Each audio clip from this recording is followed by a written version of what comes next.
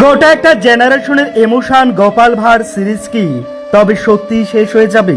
Cartoon মূলত ছোটদের প্রিয় হলেও একমাত্র বাংলা কার্টুন গোপাল ভাঁড় কখনো কখনো দুপুরের খাবারের টেবিলের এক কোণায় মোবাইলে চালিয়ে বড়রাও ভাত খায়।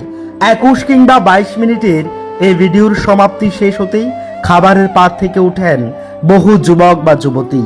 সত্যি বাংলা কার্টুনের একটা যুগের নাম গোপাল ভাঁড়। মন্ত্রী গোপাল, রাজা ও তার সভাসদ সহ প্রত্যেকটা চরিত্রই অনেকেরই মুখস্থ। বাংলা কার্টুনের ইতিহাসে গোপাল ভাঁড়ই সম্ভবত একমাত্র সিরিজ যার মোট পর্ব সংখ্যা সবচাইতে বেশি, 1268টি পর্ব। ইতিমধ্যেই 78টি ক্লাসিক্যাল পর্ব মিলিয়ে মোট 1346টি পর্ব, যা সত্যি এক অসাধারণ মাইলফলক। তবে একটা প্রশ্ন আজও মানুষের মনে ঘুরপাক খায়, এত বিশাল একটা যাত্রার সমাপ্তি কেন এমন ভাবে অসম্পূর্ণ হলো? 1346-এর মতো একটা অদ্ভুত সংখ্যায় শেষ না করে 1400 কিংবা 1500 অন্তত একটা পূর্ণ সংখ্যায় শেষ করা যেত। সবচাইতে বড় আক্ষেপ, দর্শকদের জন্য কোনো বিদায়ী পর্ব রাখা হলো না। এত বছরের একটা ইতিহাস হঠাৎ করেই থেমে গেল।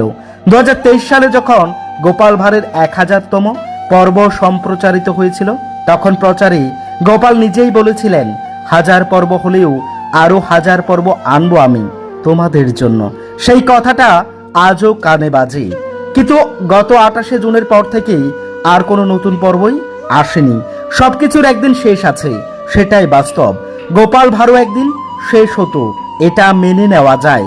কিন্তু এত জনপ্রিয় এবং দীর্ঘ পথ চলার একটা সিরিজকে কেন হঠাৎই ফিনিশিং এপিসোড ছাড়াই, বিদায়ী মুহূর্ত ছাড়াই এইভাবে থামিয়ে দেওয়া হলো? সত্যি এটা কষ্টকর।